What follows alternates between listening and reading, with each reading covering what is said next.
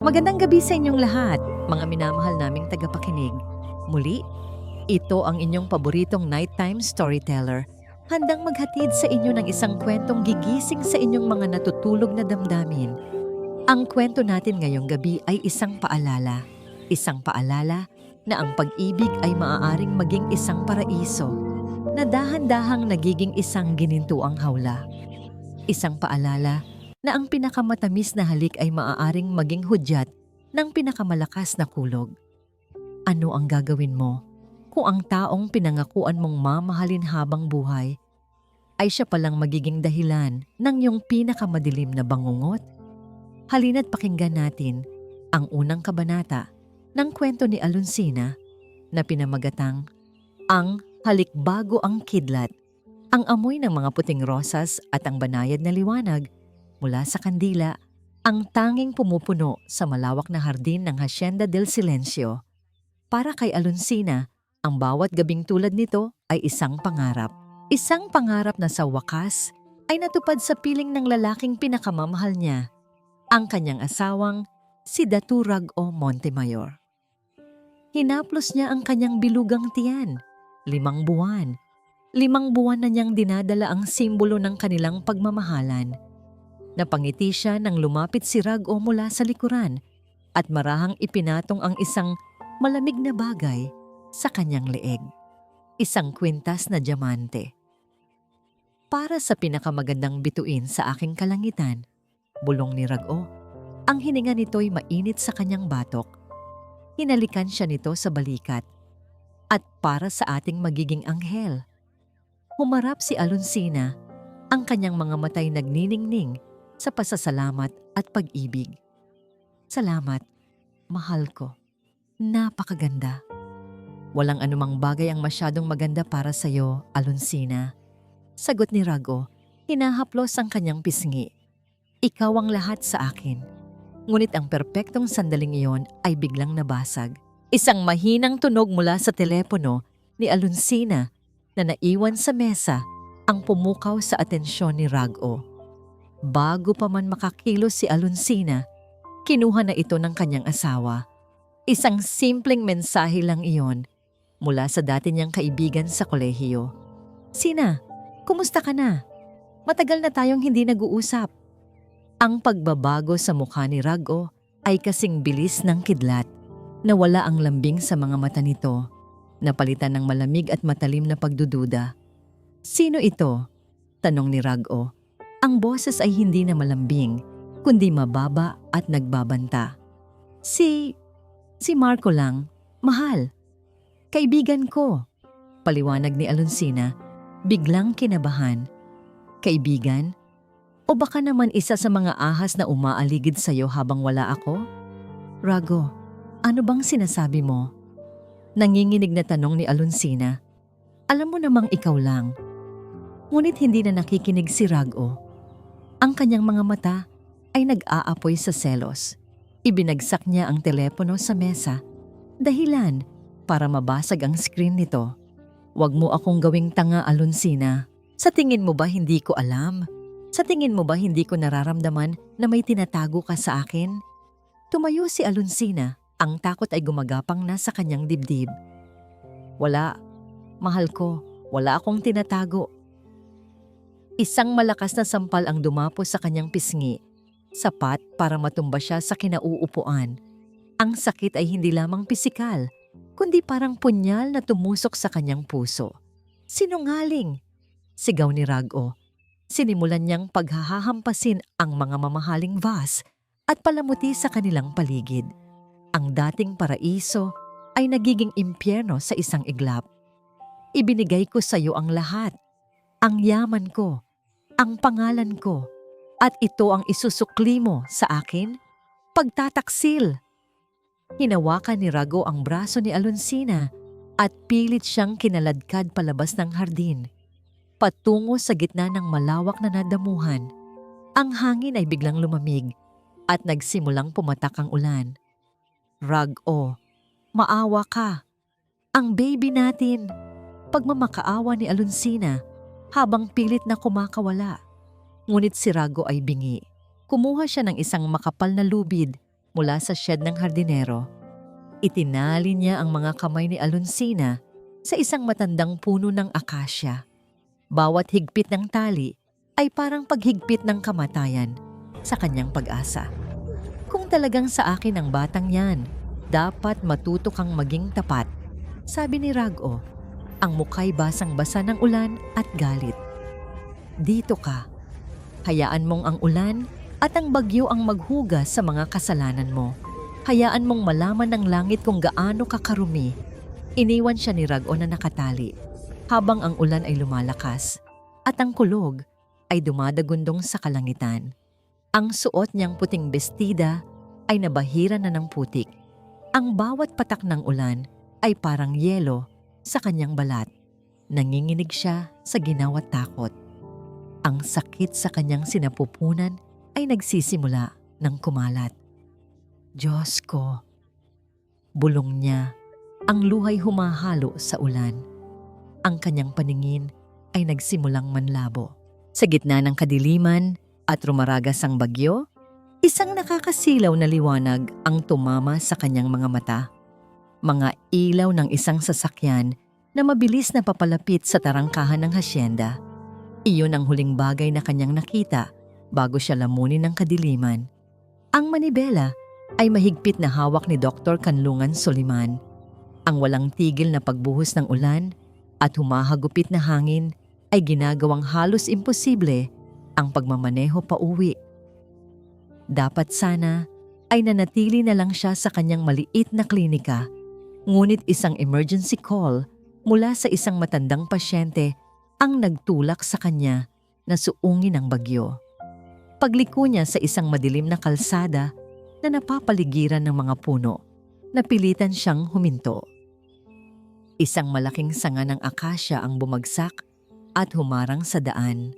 Napabuntong hininga siya, handa nang iatras ang sasakyan nang may isang bagay na pumukaw sa kanyang pansin sa di kalayuan. Sa gitna ng kadiliman, sa likod ng matataas na bakal na tarangkahan ng Hacienda del Silencio, may isang anyo. Isang anyo ng babaeng nakaputi, nakatali sa isang puno. Hindi niya natapos ang sasabihin. Pinatay niya ang makina at mabilis na bumaba. Hindi alintana ang basang-basa na damit. Ginamit niya ang flashlight ng kanyang telepono. Ang nakita niya ay nagpatigil sa pagtibok ng kanyang puso. Isang babaeng buntis, walang malay, na may mga pasa sa mukha at braso. Ang mamahaling bestida nito ay punit-punit at puno ng putik. Ang lubid ay mahigpit na nakapulupot sa kanyang mga kamay. Walang pag-aalinlangan, sinubukan niyang buksan ang tarangkahan, ngunit nakakandado ito. Sa pagitan ng bawat dagundong ng kulog, naririnig niya ang mahinang pag-ungol ng babae. Wala ng oras, bumalik siya sa sasakyan, umatras ng kaunti, at buong lakas na ibinangga ang bakal na tarangkahan. Isang malakas na kalabog ang umalingaw-ngaw. Sa pangalawang pagsubok, pumigay ang kandado. Mabilis niyang pinasok ang hacienda. Kinalas ang babae mula sa pagkakagapos at maingat na binuhat papasok sa kanyang sasakyan. Sa kanyang klinika, ang bawat segundo ay mahalaga. Ang tensyon ay bumalot sa maliit na silid. Maingat niyang hinubad ang basang damit ng babae at binalutan ito ng makapal na kumot. Agad niyang sinuri ang vital signs nito. Mahina ang pulso. Nagsisimula na ang hypothermia. Mabilis siyang kumilos, nagkabit ng IV fluids at tinakpan pa ito ng thermal blankets para mapainit ang katawan nito. Ang pinakamahalaga sa lahat, ang sanggol.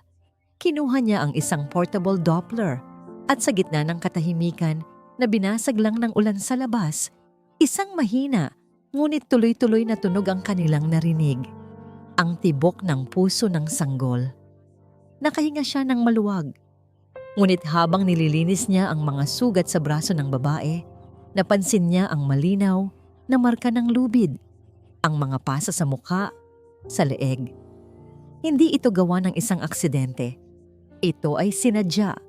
Ito ay kalupitan. Kinuha niya ang kanyang telepono at sa bawat anggulo, Maingat niyang kinuhanan ng litrato ang bawat pasa, bawat galos, bawat ebidensya ng kalupitang dinanas ng babae. Alam niyang kakailanganin niya ang mga ito. Tinitigan niya ang natutulog na mukha ng babae. Sa kabila ng mga pasa, naroon pa rin ang ganda. At ang bakas ng takot na pamilyar sa kanya. Biglang naalala niya ang kanyang ina. Ang mga gabing umiiyak ito nang walang tunog matapos malugi ang negosyo ng kanyang ama. Ang kawalan ng pag-asa, ang pagkawasak, ang anino ng isang makapangyarihang pangalan na sumira sa kanila, Montemayor. Nanginig ang kanyang kamao. Isang biglaang paggalaw mula sa kama ang pumutol sa kanyang pag-iisip. Nagising ang babae, ngunit hindi sa kalmadong paraan. Ang kanyang mga mata ay nanlalaki sa purong takot. Hindi nakikita si kanlungan, kundi ang multo ng kanyang karanasan. Huwag! Huwag po! Datu Rago! Sigaw niya, ang boses ay basag at puno ng sindak. Kasabay ng kanyang sigaw, umaling-awngaw ang tunog ng telepono ni kanlungan. Napatingin siya sa screen. Isang pangalan ang nakarehistro. Isang pangalan na nagpabilis sa tibok ng kanyang puso. Malay. Nanginig si Alonsina sa sulok ng kama, pilit na inilalayo ang sarili mula sa lalaking hindi niya kilala. Ang mga mata nito ay puno ng pag-aalala, hindi pagbabanta. Ngunit ang takot na iniwan ni Datu Rago ay masyadong malalim. Saan ako? Sino ka? Tanong niya. Ang boses ay paos at nanginginig. Anong kailangan mo sa akin? Kalma lang, Ginang Montemayor. Mahinahon na sabi ni Dr. Kanlungan. Dahan-dahang itinaas ang kanyang mga kamay para ipakita na wala siyang masamang intensyon. Ako si Dr. Kanlungan Soliman. Ligtas ka rito sa klinika ko. Nakita kita sa hacienda. Sa gitna ng bagyo. Ang mga salitang hacienda at bagyo ay nagbalik ng lahat. Ang mga sigaw, ang sakit, ang lubid. Napahawak siya sa kanyang tiyan. Ang anak ko? Ligtas siya. Mabilis na sagot ni Kanlungan. Malakas ang tibok ng puso niya. Pareho kayong ligtas. Ang mga salitang yon ay ang tanging bagay na nagpakalma sa nagwawalang puso ni Alonsina. Ngunit bago pa siya makapagtanong muli, isang mahinang katok sa pinto ang umagaw sa kanilang atensyon. Pumasok si Malay, ang kanilang kasambahay. Ang damit nito ay basang-basa rin. Ang mukha ay namumutla sa takot, ngunit ang mga mata ay puno ng determinasyon. Malay? Gulat na tanong ni Alonsina. Anong ginagawa mo rito? Lumapit si Malay at yumuko sa harap niya. Patawad po, Ma'am Alonsina. Patawad po kung natagalan ako. Ikaw ang tumawag sa akin, sabi ni Dr. Kanlungan. Pinupuno ang patlang. Tumingin siya kay Alonsina. Siya ang nagligtas sa'yo. Kung hindi dahil sa tawag niya, baka hindi kita natagpuan. Tumingin si Alonsina sa babaeng palaging tahimik at halos hindi nakikita sa malaking mansyon. Bakit, Malay? Bakit mo ginawa? Nanginginig ang mga kamay ni Malay habang kinukuha ang kanyang telepono mula sa bulsa. Hindi siya nagsalita. Sa halip, pinindot niya ang isang video file at iniabot ito kay Alonsina. Nag-aalangan man ay kinuha ito ni Alonsina. Sa maliit na screen, nakita niya ang sarili niyang hardin. Nakita niya si Datu Rago, ang kanyang asawa, na sumisigaw. At nakita niya ang sarili niya na sinasampal, kinaladkad, at tinatalian sa puno. Bawat sigaw niya ng pagmamakaawa ay malinaw na naririnig, kasabay ng dumadagundong na kulog. Ang hangin ay tila nawala sa kanyang mga baga. Ito ang katotohanan. Ang hubad na katotohanan na pilit niyang itinatago sa sarili niya. Ang mga aksidente, ang mga hindi pagkakaunawaan, lahat ay kasinungalingan. Nakita niya ngayon ang halimaw na matagal na niyang pinipiling huwag pansinin. Nang matapos ang video, binitawan niya ang telepono na para siyang napaso. Ang mga luha ay bumuhos mula sa kanyang mga mata, ngunit hindi na ito luha ng takot. Ito ay luha ng galit. Ang pait. Hindi ako baliw. Bulong niya sa sarili, paulit-ulit. Hindi ako baliw. Hindi ka baliw, Alonsina. Sabi ni Dr. Kanlungan. Ang boses ay matatag. Inilapag niya sa tabi niya ang isang folder. At ito ang medical report na magpapatunay niyan. Mga litrato ng mga sugat mo. Ang diagnosis ng trauma. Lahat ng ito. Sabi niya, sabay turo sa folder at sa telepono ni Malay ay ebidensya. Tumingin si Alonsina mula kay Dr. Kanlungan patungo kay Malay. Isang doktor na may malalim na tingin at isang kasambahay na may tapang na higit pa sa kanyang katayuan. Dalawang estranghero na isinugal ang sarili para sa kanya. Sa unang pagkakataon sa loob ng maraming taon, naramdaman ni Alonsina na hindi siya nag-iisa. Ngunit ang sandali ng bagong pag-asa ay biglang pinutol ng isang pamilyar na tunog. Ang ringtone ng kanyang teleponong basag, ang screen na nasa mesa. Nagkatinginan silang tatlo. Sa screen, isang pangalan ang kumikinang, Datu Rag-o. Pinatay ni Kanlungan ang tawag. Ngunit segundo lang ang lumipas, isang text notification ang lumabas. Isang voicemail. Nanginginig ang kamay ni Alonsina nang pindutin niya ang play. Ang boses ni Datu Rago, malambing ngunit puno ng lason, ay pumuno sa tahimik na silid. Alam kong gising ka na. Mahal ko. Umuwi ka na. May sorpresa ako sa'yo. Ang malamig na boses ni Datu Rago mula sa voicemail ay tila isang kamandag na nanatili sa hangin. Nilalason ang bagong pag-asa na nagsisimulang sumibol sa dibdib ni Alonsina. Ang sorpresa, hindi yun isang regalo. Iyon ay isang pagbabanta. Kinabukasan, ang pagbabantang iyon ay nagkaroon ng mukha. Habang naghahanda ng almusal si Malay, isang breaking news sa maliit na telebisyon sa waiting area ng klinika ang nagpatigil sa kanilang lahat.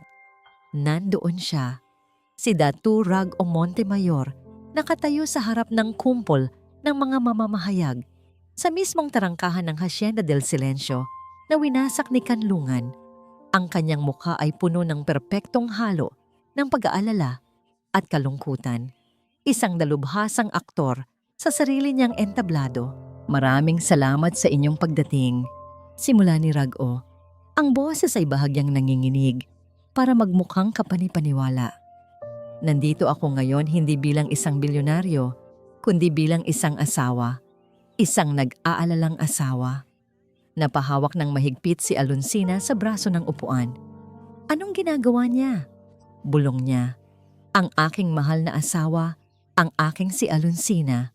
Pagpapatuloy ni Rag-o, kasabay ng pagpunas sa isang buwayang luha, ay dumaraan sa isang napakahirap na pagsubok, isang laban sa kanyang sariling isipan. Ang kanyang mental health ay matagal nang hindi matatag. Isang kolektibong paghinga ng pagkagulat ang narinig mula sa mga reporter.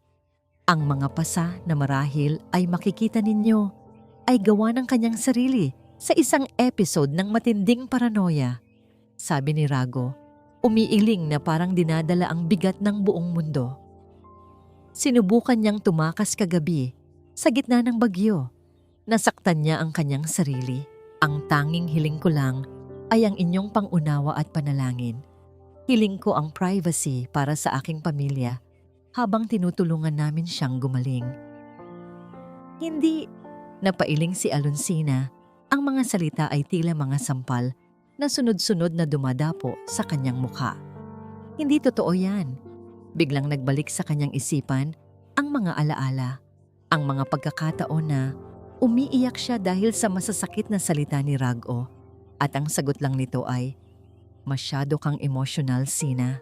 Ang mga araw na pinagdudahan niya ang pagiging tapat nito at ang sabi lang nito ay, nag-i-imagine ka lang ng mga bagay-bagay. Baka kailangan mo nang magpatingin sa doktor. Ito pala ang plano niya. Matagal na niyang itinatayo ang hawlang ito sa paligid niya. Isang hawlang gawa sa mga kasinungalingan, pinakintab ng kanyang pera at kapangyarihan. Isang gintong rehas, Ilang oras lang ang lumipas. Isang courier ang dumating sa klinika. May dalang isang opisyal na sobre. Nang buksan ito ni Dr. Kanlungan, ang kanyang muka ay nagsalubong. Ano yan? Tanong ni Alonsina. Isang sulat mula sa abogado ni Datu Rago. Sagot ni Kanlungan, ang boses ay mabigat. Isang formal na kahilingan na may kalakip na petisyon sa korte para sa isang mandatory psychiatric evaluation para sa'yo. Gumuho ang mundo ni Alonsina. Ito na ang katapusan. Paano niya lalabanan ang isang bilyonaryo na kinakampihan ng buong mundo? Paano niya ipapatunay na hindi siya baliw kung ang mismong batas ay gagamitin nito laban sa kanya? Sa gitna ng kanyang kawalan ng pag-asa, napansin niya si Malay na tahimik na nakatayo sa isang sulok, nakatitig sa sarili nitong telepono. Ang mukha nito ay walang kulay, tila nakakita ng multo. Malay, ayos ka lang? Tanong niya. Dahan-dahang itinaas ni Malay ang telepono. Sa screen, isang litrato. Isang litrato ng kanyang ina at mga nakababatang kapatid sa dapitan, masayang naglalako sa palengke. Ngunit sa likuran, isang lalaking nakaitim na jacket ang nakatingin sa kanila, hindi nakikita ng kanyang pamilya. Sa ilalim ng litrato, isang mensahe, 5 salita na nagpayanig sa kanilang lahat. Manahimik ka kung ayaw mong masaktan sila. Ang katahimikan sa klinika ay mabigat, halos nakakabingi. Ang banta sa pamilya ni Malay ay isang espadang nakabitin sa kanilang mga ulo, habang ang petisyon sa korte ay isang lambat na malapit nang bumagsak kay Alonsina. Ang takot ay naging kanilang anino. Habang si Dr. Kanlungan ay nag-iisip ng kanilang susunod na hakbang, si Alonsina naman ay nakaupo lamang, nakatingin sa kawalan. Pilit niyang hinahanap sa kanyang isipan ang anumang bagay, isang detalye, isang alaala na maaaring makatulong. Sinusubukan niyang balikan ang mga araw niya sa Hacienda del Silencio, hindi bilang isang asawa, kundi bilang isang bilanggo na naghahanap ng siwang sa kanyang selda. At may naalala siya, isang bagay na maliit at tila walang kwenta noon. May nakita ako dati, mahinang sabi ni Alonsina. Ang boses ay tila nanggagaling sa malayo. Isang araw, habang naglilinis ako ng mga lumang gamit sa walk-in closet, may nalaglag mula sa likod ng isang kabinet. Napatingin sa kanya si Kanlungan at Malay. Isang suklay, pagpapatuloy niya. Isang pilak na suklay, luma na, pero napakaganda ng pagkakagawa. May nakaukit na bulaklak ng sampagita at maliliit na perlas. Itinago ko ito. Hindi ko alam kung bakit. Iba ang pakiramdam ko dito. Hindi ito bagay sa mga gamit ko. Kumuha ng papel at lapis si Kanlungan. Maari mo bang iguhit, Alonsina? Bawat detalye na naaalala mo. Tumango si Alonsina. Sa nanginginig na kamay, sinimulan niyang iguhit ang suklay mula sa kanyang alaala. Kinagabihan, matapos makatulog si Alonsina, hindi mapakali si Kanlungan. Ang imahe ng suklay ay bumabagabag sa kanya. Tila isa itong piraso ng puzzle na hindi niya alam kung saan ilalagay. Ang pag-atake kay Alonsina, ang pagbabanta kay Malay, ang mga kasinungalingan ni Rago sa media. Lahat ay konektado. Binuksan niya ang kanyang laptop at sinimulang hukayin ang nakaraan. Hindi ang nakaraan ni Alonsina, kundi ang sarili niyang nakaraan. Isinulat niya sa search bar ang pangalan ng kumpanya ng kanyang ama, kasama ang pangalan ni Datu Rago Montemayor. Walang direktang koneksyon, ngunit nang mas malalim ang kanyang paghahanap, nakakita siya ng isang lumang business registration. Isang maliit na shell company na ginamit ni Rago sa mga unang araw nito. Isang pangalan na matagal nang nalibing sa limot. Marahuyo Land Holdings. Ang pangalang iyon. Tumindig ang kanyang balahibo. Iyon ang kumpanyang bumili sa lupa ng kanyang ama sa napakamurang halaga bago ito biglang malugi. Habang nakatitig siya sa screen, ang kanyang mga mata ay napadako sa peklat sa kanyang pulso. Isang permanenteng paalala ng gabing iyon, ng desperasyon at pagkawala. Naramdaman niya ang pamilyar na galit na kumukulo sa loob niya. Isang mahinang katok sa pinto ang pumukaw sa kanya. Si Malay. Ang mukha nito'y puno pa rin ng takot, ngunit may apoy sa kanyang mga mata. Walang salita, inilapag niya sa mesa ang isang maliit at itim na ledger. Nakuha ko po yan sa opisina ni Sir Rago noon pa, sabi niya sa nanginginig na boses. Akala ko po para lang sa mga gastusin sa bahay. Pero may mga pangalan at numero dyan na hindi ko maintindihan. Baka may maitulong. Ito ay isang sukli sa tapang.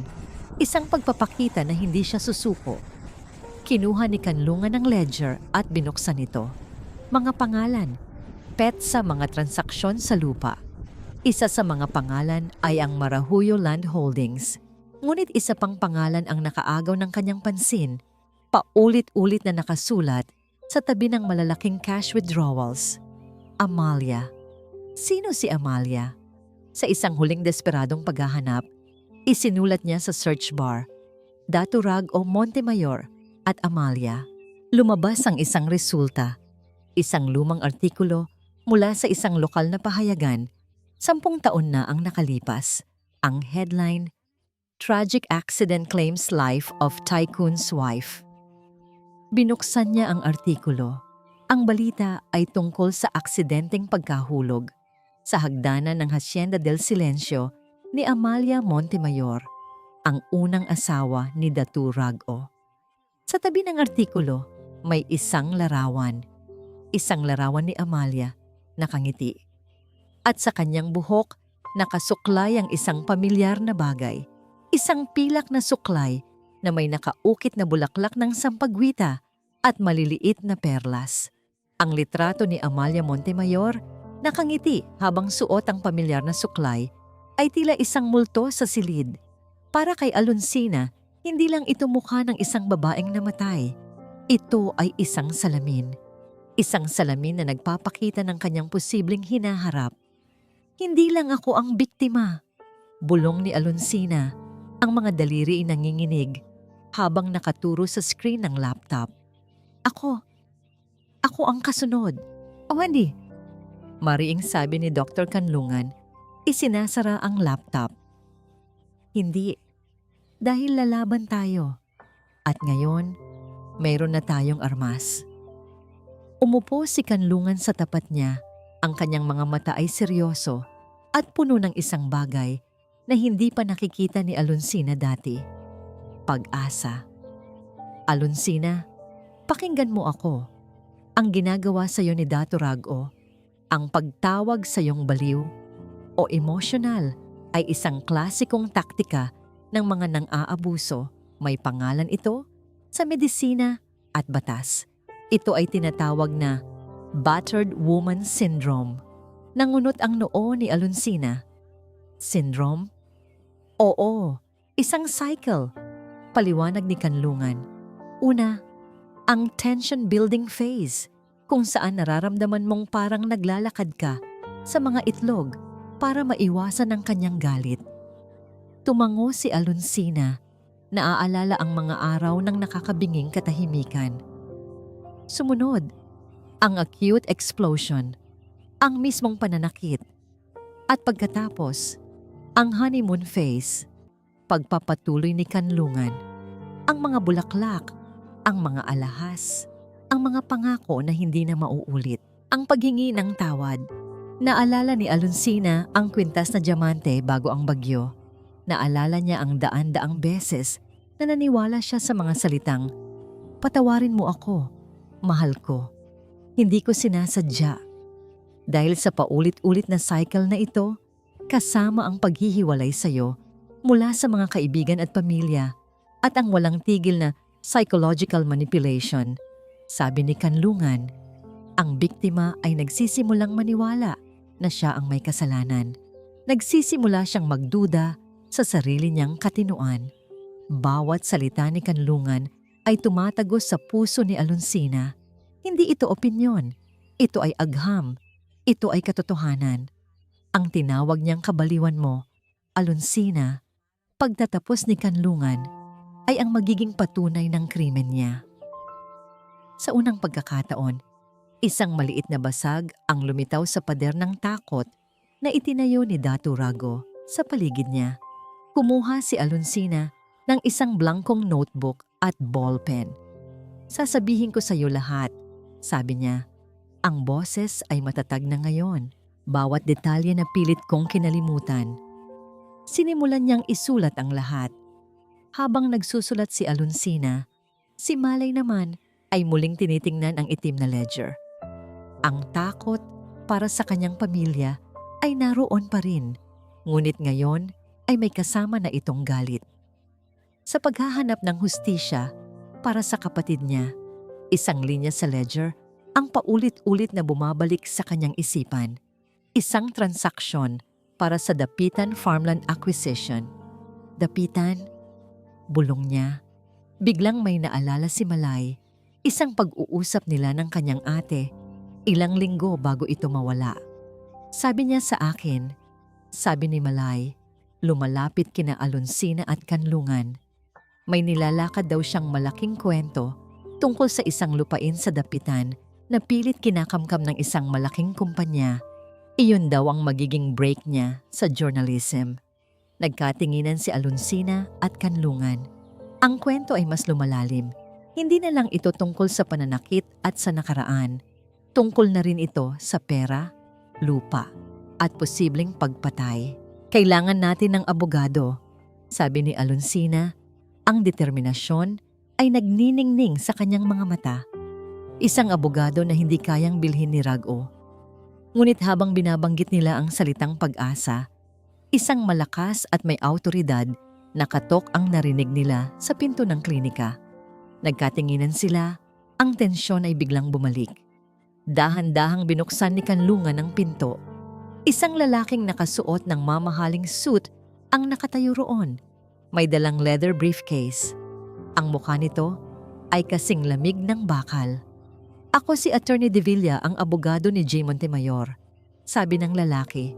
Hindi man lang tumitingin kay Kanlungan, ang mga matay direktang nakatuon kay Alonsina na nasa likuran.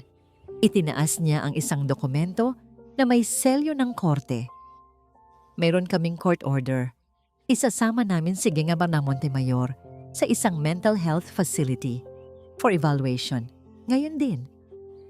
Ang presensya ni Attorney De Villa ay tila isang pader na bakal na biglang itinayo sa kanilang harapan. Ang court order sa kamay nito ay hindi lang isang papel. Ito ay isang hatol. "Ang utos ng korte ay pinal, Doktor," sabi ni De Villa, ang boses ay walang anumang emosyon.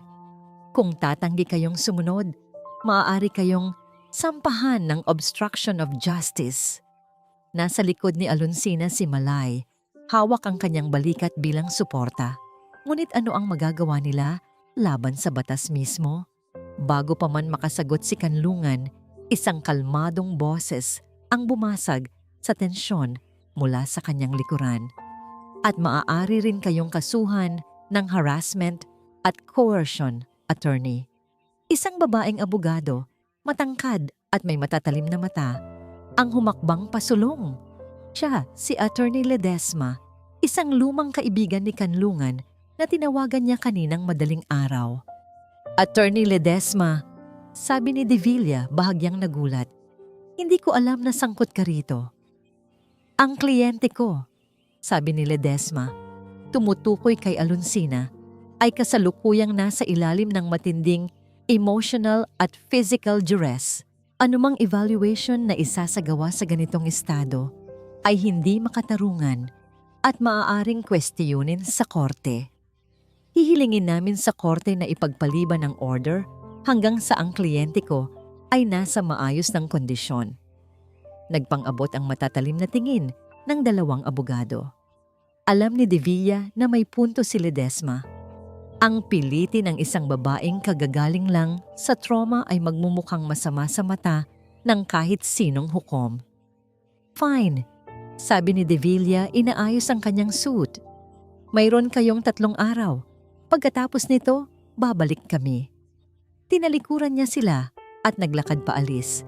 Ang bawat hakbang ay isang babala. Nang magsara ang pinto, napaupo si Alonsina. Ang lakas ay tila biglang nawala sa kanyang mga tuhod. 3 araw.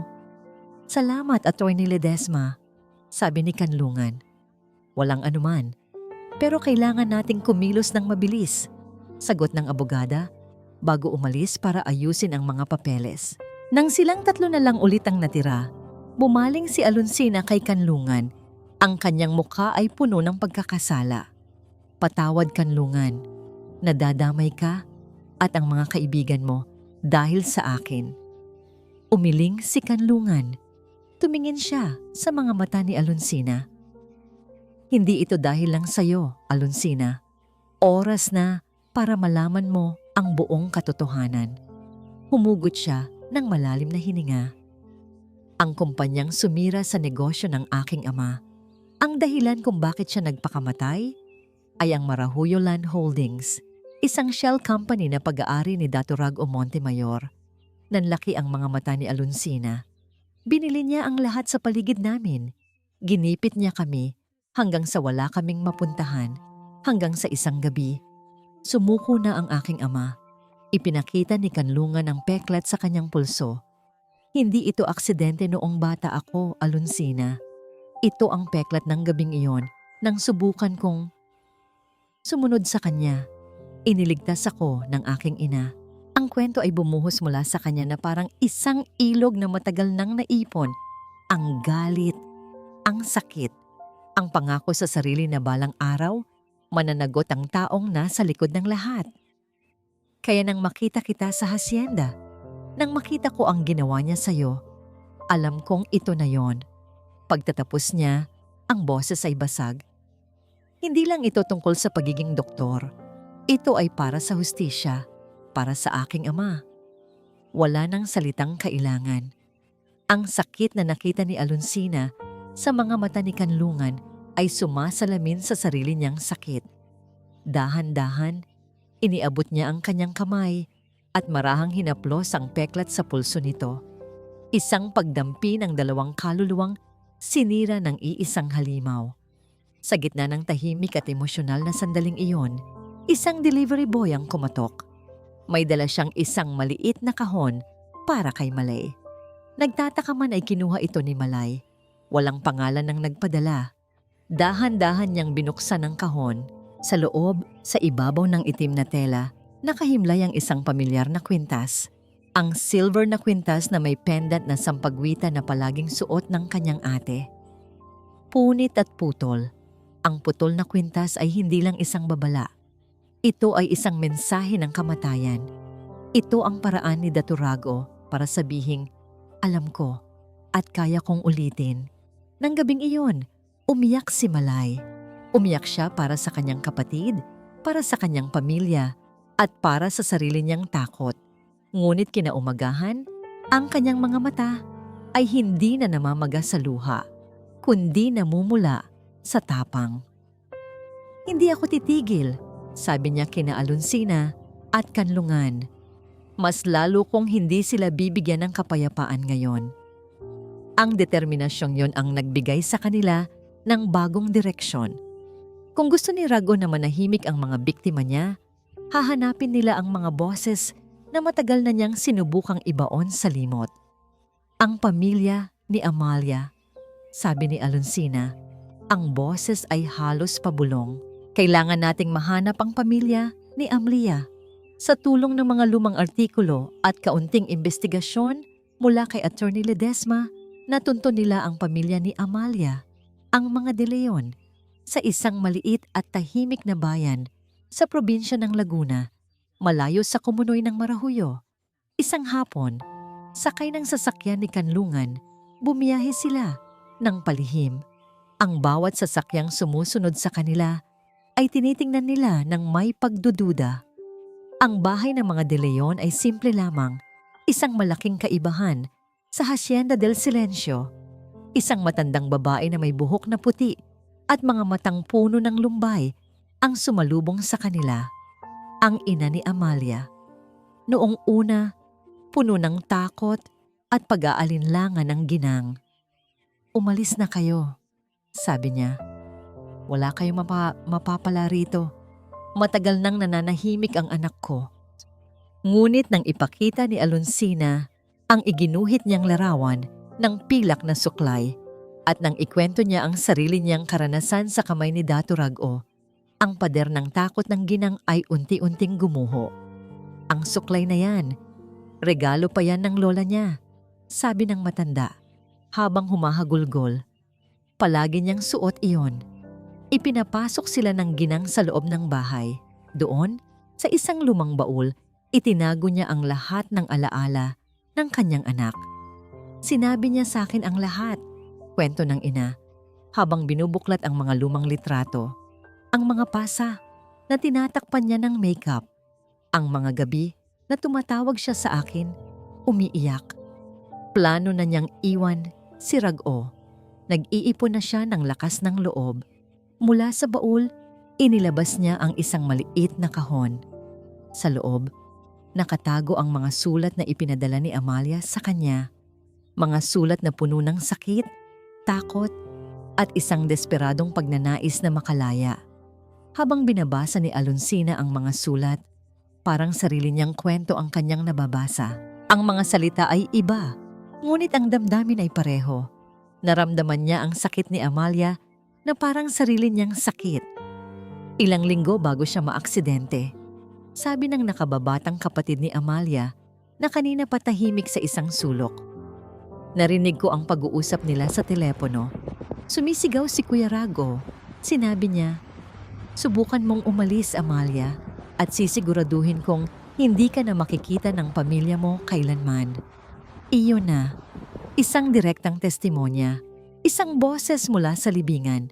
Nagpasalamat sila sa pamilya, nangangakong gagamitin ang mga impormasyong yon para sa hustisya.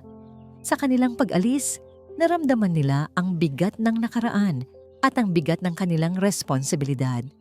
Habang nasa daan na sila pabalik, napansin ni Kanlungan mula sa rearview mirror ang isang itim na SUV na walang plaka. Kanina pa ito nasa likuran nila.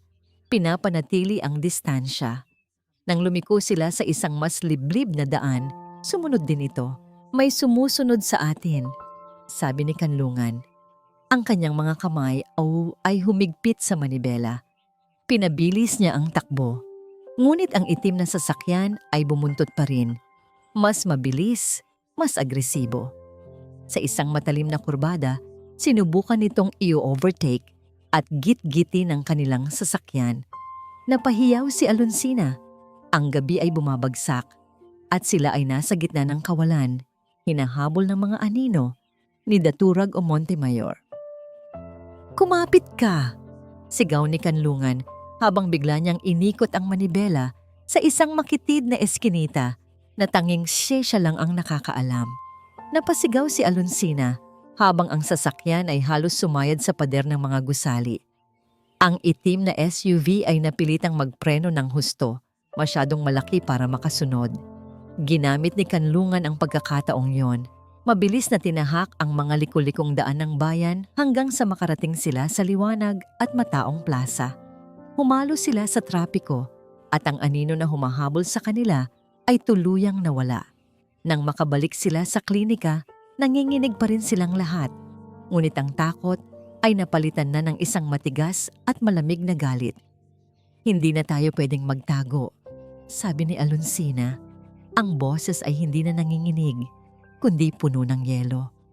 Kung gusto niyang maglaro ng ganito, kung gusto niyang manghuli, bibigyan natin siya ng laro. Tayo naman ang maglalatag ng pain. Kinabukasan, sa isang maliit at halos walang taong coffee shop sa kabilang bayan, isang lalaking may salamin at seryosong mukha ang tahimik na nakaupo sa kanilang mesa.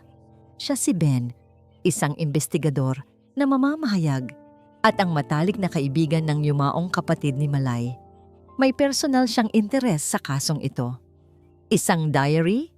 Tanong ni Ben matapos marinig ang plano ni Alonsina. Hindi totoo, pero hindi niya yun alam. Paliwanag ni Alonsina. Gagawa tayo ng kwento na nahanap ng pamilya ni Amalia ang kanyang lihim na talaarawan. Isang talaarawan kung saan Isinulat niya ang lahat ng pananakit ni Rago. Panik ang kailangan natin, dagdag ni Kanlungan. Kapag naniwala siyang mayroon tayong diary, matataranta siya. At kapag nataranta siya, babalikan niya kung ano man ang totoong ebidensya na itinago niya noon. At doon, hihintayin natin siya. Pagtatapos ni Malay, ang kanyang mga mata ay nag-aapoy. Pumayag si Ben. Ito ay mapanganib, ngunit ito na ang kanilang pinakamagandang pagkakataon. Kinagabihan, isang artikulo ang lumabas sa isang independent news website. Ang pamagat ay nakakaintriga. Mga lihim ng Hacienda del Silencio, malapit ng mabunyag, pamilya ng unang asawa ni Montemayor, binasag ang pananahimik. Ang artikulo ay hindi direktang nagsabi ng tungkol sa diary, ngunit puno ito ng mga pahiwatig. Isang personal na gamit na magbubukas daw sa katotohanan. Ang balita ay kumalat na parang apoy sa social media. Sa penthouse office ng Montemayor Empire, binasa ni Dato Rago ang artikulo sa kanyang tablet. Ang kanyang mukha ay namutla. Isang diary? Imposible.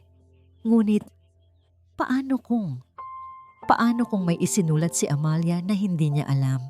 Ang pagdududa ay sapat na. Sa isang biglaang pagsabog ng galit, ibinato niya ang tablet sa pader na salamin na nagkaluray-luray. Hindi niya kayang isugal. Kinuha niya ang kanyang telepono at tinawagan ang kanyang pinagkakatiwalaang tauhan. Ang kanyang boses ay mababa at nagmamadali. Ngunit hindi niya alam na ang tawag na yon ay nire-record na ng mga awtoridad sa tulong ni Ben. Puntahan mo yung lumang bodega sa likod ng lumang asukarera, utos niya. Hanapin mo yung bakal na kahon sa ilalim ng sahig. Ang kahon ng alaala ni Amalia. Kunin mo. Sunugin mo lahat. Siguraduhin mong walang matitira. Kahit abo. Ibinaba niya ang tawag sa pag-aakalang nasolusyonan na niya ang problema. Ngunit sa kabilang dako ng Marahuyo, sa isang madilim at abandonadong bodega, ang plano ni Alonsina ay nagaganap ng perpekto. 2 tauhan ni Rago ang dumating. Sinipa nila ang kinakalawang na pinto at pumasok. Gamit ang kanilang mga flashlight, hinanap nila ang isang maluwag na tabla sa sahig gaya ng inutos. Nakita nila ito. At sa ilalim, isang bakal na kahon. Ngunit pag-angat nila sa kahon, hindi alaala ni Amalia ang kanilang nakita. Isang malakas na ilaw ang biglang bumuhay sa buong bodega. Mula sa likod ng mga lumang makinarya, lumabas ang mga pulis. Nakatutok ang kanilang mga baril. Walang gagalaw. Pulis ito. Natigilan ang 2 tauhan. At mula sa likod ng mga pulis, isang pamilyar na anino ang humakbang papalabas sa liwanag. Hindi ito pulis. Si Dr. Kanlungan. Ang kanyang mukha ay seryoso, malamig, at puno ng tagumpay. Ang pain ay kinagat. Ang bitag ay nagsara na. Ang balita tungkol sa police raid sa lumang bodega ay hindi pa man lumalabas sa mainstream media. Pero may isang bagay na mas mabilis kumalat kaysa sa tradisyonal na balita. Ang katotohanan. Sa tulong ni Ben at ng kanyang network ng mga online journalist, isang video ang sabay-sabay na inilabas sa lahat ng social media platforms. Hindi ito mahaba. 1 minuto lang. Ang video na kinunan ni Malay sa gitna ng bagyo. Nagsimula ito sa katahimikan. Tanging ang tunog lang ng hangin at ulan ang maririnig. Pagkatapos, isang sigaw. Ang sigaw ni Alonsina. Ang video ay nanginginig. Malinaw na kinunan ng palihim na lalong nagpatindi sa katotohanan nito. Ang bawat sampal, bawat tulak, bawat salitang binitiwan ni Dato Rago ay malinaw na parang kristal. Ang eksena kung saan siya ay tinatalian sa puno ay ang huling imahe. Pagkatapos, kadiliman. Ang video ay sumabog. Sa loob ng 1 oras, umabot ito ng 1 milyong views. Ang hashtag na Justice for Alonsina ay naging #1 trending topic sa buong bansa. Ang dating mga komento ng panghuhusga kay Alonsina ay napalitan ng galit at pagkondena kay Dato Rago. Ang kanyang perpektong imahe ay gumuho sa loob lamang ng ilang minuto. Sa loob ng Montemayor Tower, ang mundo ni Datu Rago ay umiikot ng napakabilis. Ang kanyang mga telepono, opisina, personal, pribado ay sabay-sabay na tumutunog. Mga tawag mula sa board of directors, mga business partners, mga abogado, mga politiko na dati nasa kanyang bulsa. Sinubukan niyang tawagan ang kanyang pinakamalakas na koneksyon, isang senador. Ngunit sa unang pagkakataon, hindi sinagot ang tawag niya. Ibinabalang ito. Ang mga stock ng Montemayor Empire ay bumagsak ng husto. Ang mga kasosyo mula sa ibang bansa ay naglabas ng mga opisyal na pahayag. Pinuputol ang kanilang ugnayan sa kumpanya. Ang imperyong binuo niya mula sa paninira ng buhay ng iba ay nagsisimula ng gumuho na parang isang kastilyong buhangin. Samantala, sa isang maliit at ligtas na bahay na inayos ni Attorney Ledesma, pinapanood nilang tatlo ang pagbagsak, si Alonsina, Kanlungan at Malay. Walang nagsasalita. Pinapanood lang nila ang apoy na sinimulan nila na ngayon ay lumalamon sa kagubatan ng kasinungalingan. Hawak ni Alonsina ang kanyang tiyan. Ang kanyang anak ay gumagalaw. Tumingin siya kay Kanlungan at sa unang pagkakataon, isang tunay na ngiti ang sumilay sa kanyang mga labi. Ngiti ng kalayaan. Tumingin siya kay Malay na tahimik na lumuluha habang nakatingin sa screen. Hindi ito luha ng kalungkutan, kundi luha ng katarungan para sa kanyang kapatid. Ang pinto ng penthouse office ni Datu Rago ay bumukas ng malakas. Hindi ito ang kanyang sekretarya. Mga pulis. May dalang warrant of arrest. Datu Rago Montemayor, sabi ng hepe ng pulisya. Inaaresto ka namin para sa attempted murder, physical injuries, at sa muling pagbubukas ng kaso ng pagkamatay ni Amalia de Leon Montemayor. Tumawa si Rago, isang tawang walang saya. Tawang desperado. Hindi niyo alam kung sino ang kinakalaban niyo. Ngunit habang isinusuot sa kanya ang posas, habang dinadala siya palabas ng kanyang opisina, sa harap ng lahat ng kanyang mga empleyado, nakita niya ang mga kamera ng media na naghihintay sa labas. Alam niyang tapos na.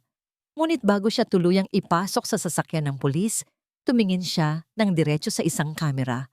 Ang kanyang mga mata ay nanlilisik, tila tumitingin sa kaluluwa ni Alonsina sa pamamagitan ng lente. Hindi pa ito tapos, Alonsina, sabi niya. Ang bawat salita ay puno ng lason. Sisirain kita. Ang courtroom ay puno. Bawat upuan ay okupado ng mga mamamahayag, mga taga-suporta at mga usisero. Ito na ang araw ng paghuhukom. Pumasok si Alonsina, hindi na tulad ng dati. Ang kanyang damit ay simple, ngunit disente. Ang kanyang buhok ay nakatali ng maayos. Ang kanyang tiyan ay mas malaki na ngayon. Isang halatang simbolo ng buhay at pag-asa na kanyang ipinaglalaban.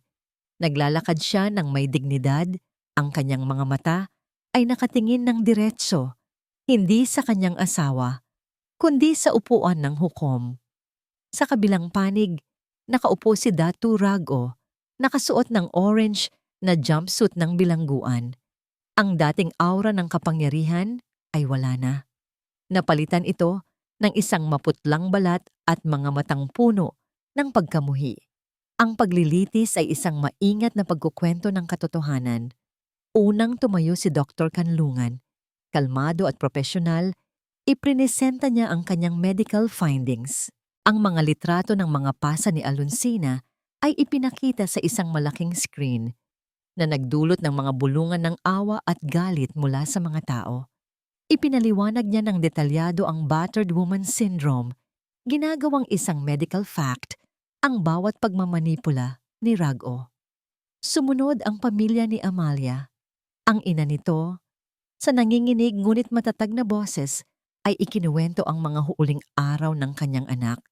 Ipinakita ang mga sulat bilang ebidensya.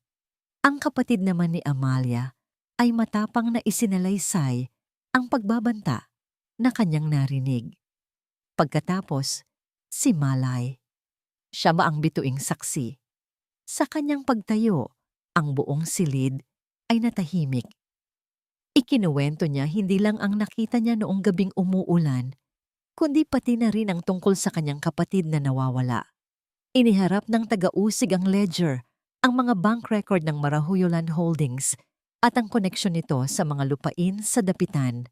Ang kaso ni Alonsina ay naging kaso na rin ng pandaraya at posibleng pagpatay. At sa wakas, dumating ang pinakahihintay na sandali. Tinawag si Alonsina sa witness stand. Ang bawat hakbang niya patungo roon ay mabigat. Umupo siya at sa unang pagkakataon, tiningnan niya si Dato Rago sa mata. Wala nang takot. Awa na lang. Ginang Montemayor, simula ng taga-usig. Maari mo bang ikwento sa korteng ito ang nangyari noong gabi ng bagyo? Huminga ng malalim si Alonsina at nagsimula siyang magsalita. Ang kanyang boses ay hindi boses ng isang biktima na humihingi ng awa.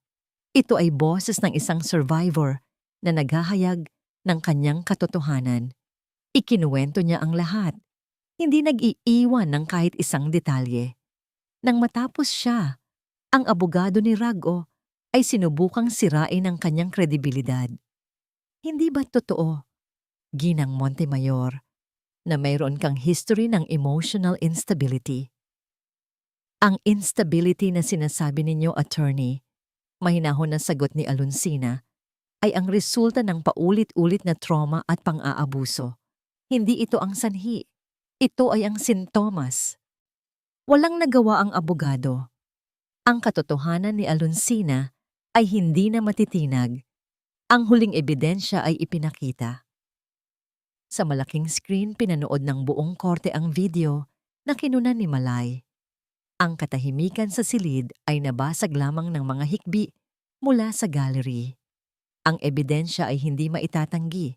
Dumating ang oras ng hatol. Sa kaso ng attempted murder, sa kaso ng serious physical injuries, at sa sapat na ebidensya para sa muling pag-iimbestiga sa mga krimeng pang-ekonomiya at sa pagkawala ng iba pang mga individual. Sabi ng hukom, ang kanyang boses ay umaalingaw-ngaw.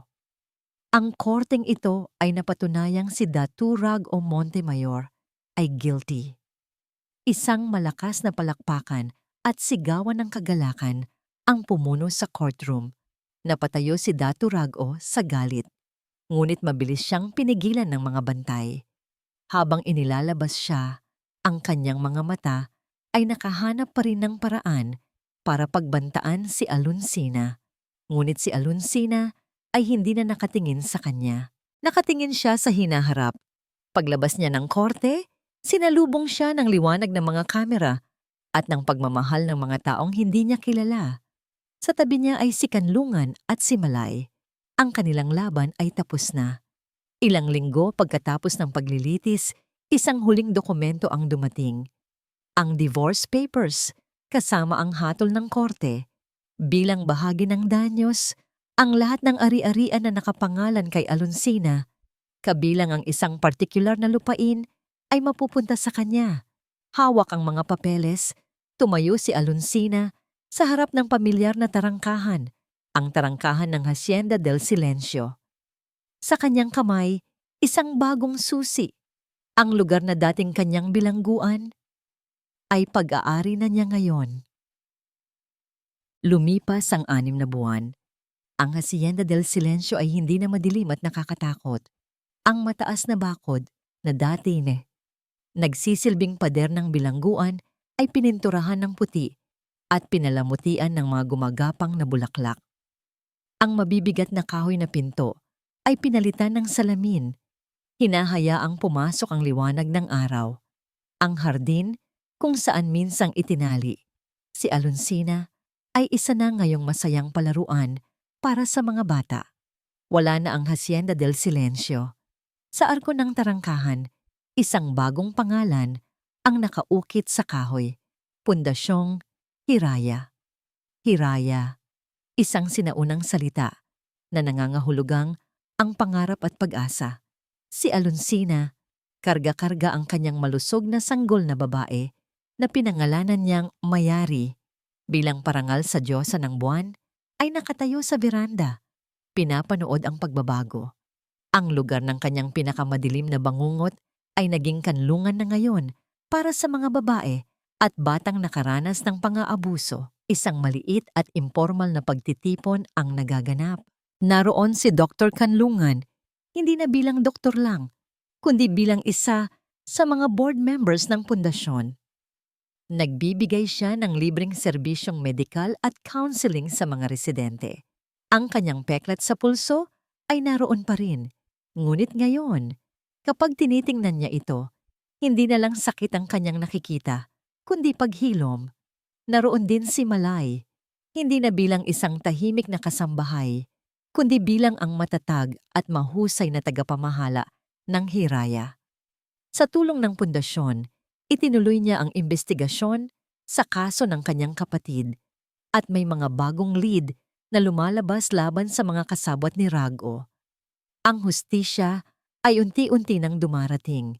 Kasama nila ang pamilya ni Amalia. Sa unang pagkakataon sa loob ng isang dekada, isang tunay na ngiti ang makikita sa mukha ng kanyang ina. Dito sa Hiraya, nakahanap sila ng kapayapaan. Ang ganda rito, Sina, sabi ni Kanlungan, tumatabi sa kanya sa beranda. Salamat sa iyo, Lungan, sagot ni Alonsina, nakangiti. Salamat sa inyong lahat. Ang kanilang relasyon ay nanatiling isang malalim na pagkakaibigan, isang ugnayang binuo sa gitna ng unos, mas matibay kaysa sa anumang romantikong pag-ibig. Sa kalagitnaan ng kanilang pag-uusap, isang lumang kotse ang huminto sa harap ng tarangkahan. Isang babae ang bumaba.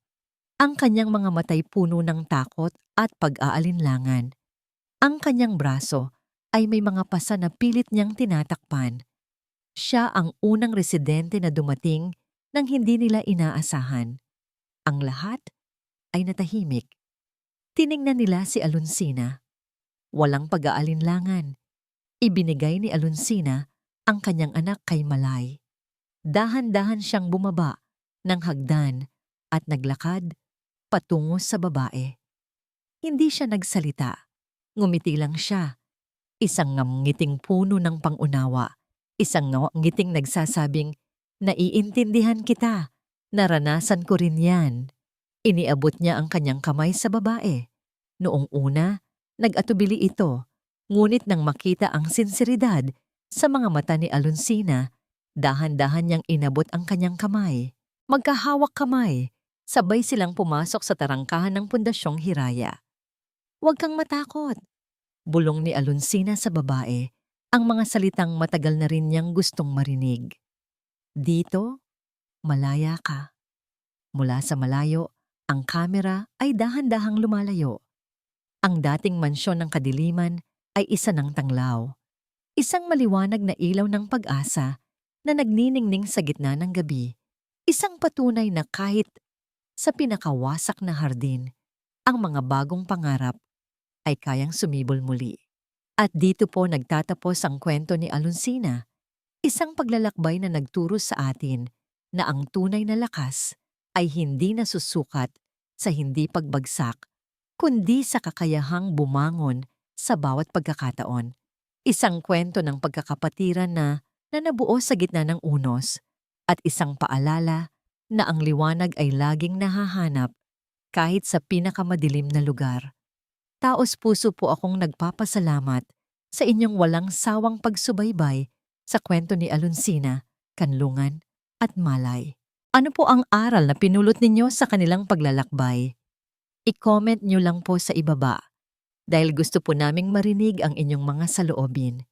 Kung nagustuhan nyo ang kwentong ito, isang pindot lang po sa like button, i-share sa inyong mga kaibigan at pamilya, at huwag kalimutang mag-subscribe para sa mas marami pang kwentong aantig sa inyong mga puso. Muli, ako po ang inyong lingkod, nag-iiwan ng isang paalala. Ang bawat puso ay may sariling kwento, at ang bawat kwento ay may aral na naghihintay. Hanggang sa muli, paalam.